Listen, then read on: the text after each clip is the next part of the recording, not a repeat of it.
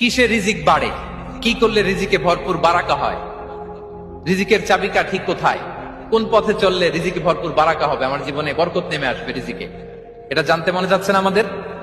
হ্যাঁ, কষ্ট হচ্ছে আপনাদের? কষ্ট হচ্ছে? তাহলে কি করলে রিজিকে ভরপুর বারাকা হয়, কি করলে আমার জীবনে ভরপুর বারাকা নেমে আসে, এই পয়েন্টটাতে আমরা একটু আলোকপাত করি। যেসব কাজ করলে আমাদের জীবনে রিজিকে আসমানি বারাকা নেমে আসবে, আমাদের রিজিকে আসমানি বারাকা নেমে আসুক, আমরা চাই কি চাই না? সবাই আমরা চাই নিশ্চয়ই। যে কাজ করলে রিজিকে আসমানি বারাকা আসে, এর এক নাম্বার হচ্ছে তাকওয়াল্লাহ, আল্লাহর ভয়।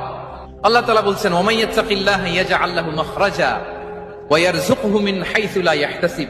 যে আল্লাহকে ভয় করে, যে আল্লাহ সচেতন, আল্লাহ তাকে মাখরাজ, মাখরাজ মানে কি জানেন? ওই যে এক্সিট লেখা না এদিকে, এই এক্সিটকে আরবিতে বলে মাখরাজ, মানে